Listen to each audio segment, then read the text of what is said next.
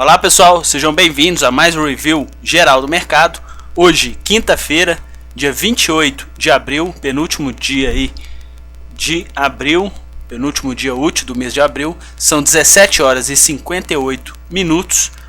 O Ibovespa hoje fechou sua sessão regular com queda de 0,30. Bolsas americanas também fecharam em queda no pregão de hoje. Dow Jones um pouco mais de 1%, SP 500 0,9%, Nasdaq também um pouco mais de 1%. Moeda americana na nossa bolsa fechou em queda no pregão de hoje.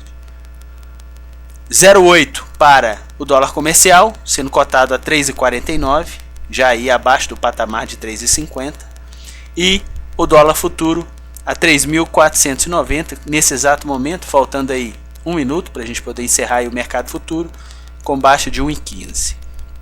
Pessoal, fluxo estrangeiro por parte das corretoras estrangeiras que a gente acompanha.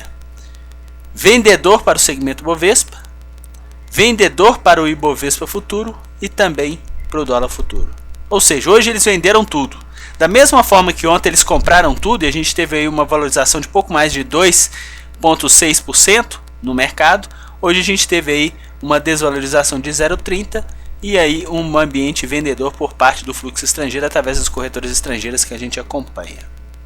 Sem perder tempo, vamos ver os nossos contratos. Olha pessoal, começaram o dia para o Ibovespa futuro com ambiente comprador, leve, né? Porque 7 milhões é um fluxo bem leve em relação ao que a gente está aí acostumado a ver por parte do fluxo estrangeiro. E o mercado começou aí em baixa em relação ao fechamento de ontem. Na primeira hora do dia a gente já estava aí com 250 pontos de baixa. Depois disso o mercado ameaçou uma recuperação, chegou a ter aqui um pico em 55.635, só que nesse movimento de recuperação o que eles fizeram? Eles inverteram a mão, estavam aí já com ambiente vendedor para o Ibovespa futuro. É isso que a gente comenta sobre a expertise do fluxo estrangeiro. Eles reverteram a mão, o Ibovespa deu esse repique, eles já estavam atuando na ponta vendedora e continuaram assim durante todo o pregão até as 16 horas. Quer dizer, essa queda que a gente teve aqui de pouco mais de 600 pontos, de 500 pontos para o Ibovespa futuro, ela já tinha sido, entre aspas, né, adiantada aí pelo movimento de fluxo às 12 horas, sendo que eles estavam numa movimentação de compra e eles reverteram essa movimentação aí para venda. Nas duas últimas horas do dia hoje, eles diminuíram esse ímpeto vendedor, depois de bater aí praticamente pouco mais de 67 milhões de reais em vendas, e nesse momento eles estão aí com 28 milhões de reais em vendas no pregão de hoje. No dólar futuro, pessoal, eles começaram um dia vendedor, colaborando aí com a queda da moeda americana nessa primeira hora do dia. A moeda americana aqui teve uma desvalorização de 12 pontos e eles chegaram a assumir aqui ponta vendedora pouco mais de 2 milhões de reais. Depois disso, eles diminuíram essa ponta vendedora, inclusive quando a gente teve aí o pico de cotação de baixa em base horária, né, para o dólar futuro, praticamente aí 3.486, só perdeu realmente para a cotação das 14 por 1,5 ponto, quer dizer, já estava na base, já eles reverteram essa mão vendedora e passaram a atuar na compra. Chegaram a atingir aí 1 milhão e meio, depois às 16 horas retornaram para o ambiente negativo e terminaram aí com um pouco mais de 900 mil reais de saldo vendedor no pregão de hoje. Vocês estão percebendo que no dólar futuro, pessoal, 2 milhões para baixo, 1 milhão para cima, antes era troco para esse pessoal, né? A gente está vendo aí que nos últimos dias, exceto no pregão de ontem, a gente está vendo aí que várias pessoas que fazem parte do mercado, eles estão atuando aí de forma bem modesta para o fluxo estrangeiro através das corretoras estrangeiras que a gente acompanha. Então, pessoal, o que acontece? Vamos ficar de olho para ver se esse comportamento de fluxo fica mais coerente, porque está muito baixo para venda e também muito baixo para compra no nosso mercado. Em relação ao net, eles ficaram um pouco mais de 100 mil reais de lucro para o dólar futuro, né? Preço médio de 3.502, né? Já que eles venderam aí cerca de 980 nesse exato momento, já com leilão de fechamento, né? Aqui, ó, já são 18 horas e 2 minutos. Então o que acontece? Eles já estão aí com esse valor fixo, praticamente aí R$1 milhão, e esse preço médio deles ganhou em relação ao preço final de fechamento cerca de 6,5 pontos. Isso deu uma projeção de pouco mais de 100 mil, e no caso do Ibovespa Futuro, como eles ficaram vendedores hoje em R$28 milhões, o preço médio que eles ficaram 55.356 e a cotação em 450, ou seja, praticamente aí 90 pontos de loss para os contratos do Ibovespa Futuro.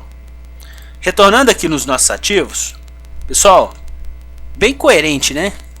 Os ativos que eles atuaram na ponta vendedora, 165 milhões, então ficou bem próximo essas duas pontas aqui no nosso mercado, né? 165 para um lado e 165 para o outro. Olha a expertise desse tipo de investidor, pessoal. Os ativos que eles atuaram na venda teve uma variação média negativa em 1,21. E essa mesma quantidade dos ativos que eles atuaram na ponta compradora teve uma variação média positiva de 1,16. Então, quer dizer, os ativos que eles compraram tiveram valorização. Os ativos que eles venderam tiveram aí desvalorização. Eles ganharam aí nas duas pontas no mercado à vista no pregão de hoje, tendo praticamente o mesmo volume comprador e vendedor nesses ativos aí, mais compradores por parte deles. A gente continua percebendo aqui, ó, Vale, ponta de compra, Itaú também ponta de compra, mesmo com o ativo não correspondendo com queda no pregão de hoje. Entrou aí também JBS, Petrobras, está na lista, né, que a gente já está acompanhando. No caso de Petrobras hoje, o que eles fizeram? Fizeram mais ou menos um long and short. Eles compraram a ON e venderam a PN. Praticamente aí quase o mesmo valor, praticamente R$3 milhões favorável à PN. E olha que interessante, a PN teve uma valorização, a ON teve uma valorização de 2,6 e a PN uma valorização bem menor de 0,59, dando aí realmente a clara evidência que esse fluxo vendedor aí influenciou na pressão de baixa para os preços de Petrobras. Na ponta de venda, o carro-chefe foi Vivid, né, que é a ação da Vivo, né, da Telefônica. Depois seguido por Hipermarcas, inclusive o ativo hoje teve valorização um pouco mais de 3%. Eles atuaram no pregão de hoje com vendas. Vamos ficar observando isso em relação aos próximos dias, né? Venderam Bradesco, né? CETIP, também a ação ordinária de Bradesco, Embraer, Banco do Brasil, BB Seguridade e Natura.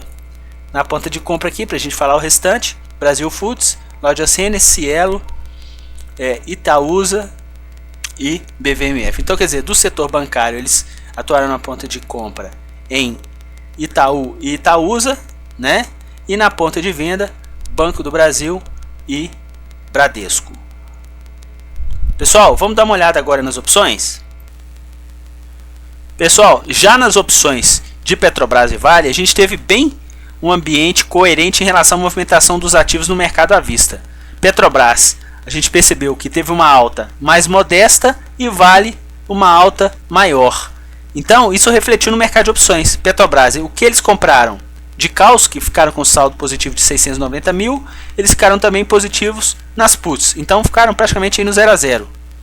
Certo? Perspectiva de alta para compra de call, mas perspectiva de baixa para compra de put. No caso de Vale, eles ficaram com saldo de 2.800.000 em relação às calls, compras e vendas, e saldo negativo nas puts de 670 mil. Então, quer dizer, no caso de Vale, os ativos, as opções que eles compraram e venderam no pregão de hoje, ambos, calls e puts, estão apontando aí uma perspectiva de alta para o ativo.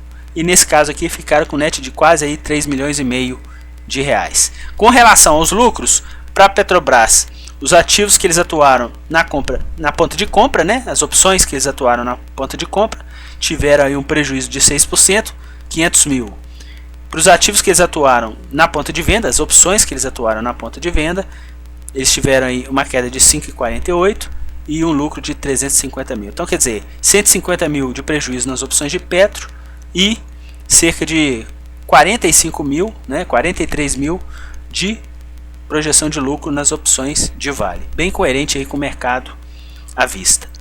Então, pessoal, vamos ficar atento que nesse pregão de amanhã, sexta-feira, a gente vai ter aí o último dia da semana e também o último pregão do mês. Então muitos fundos importantes do nosso mercado vão aproveitar aí para poder fazer o fechamento de suas posições. Então vamos observar se essa parada hoje do fluxo foi só realmente um pit stop em relação ao movimento comprador que a gente está observando aí ultimamente, ou se vai ter aí um maior volume vendedor no pregão de amanhã. De qualquer forma, a gente vai sempre ficar atento no fluxo estrangeiro na nossa bolsa.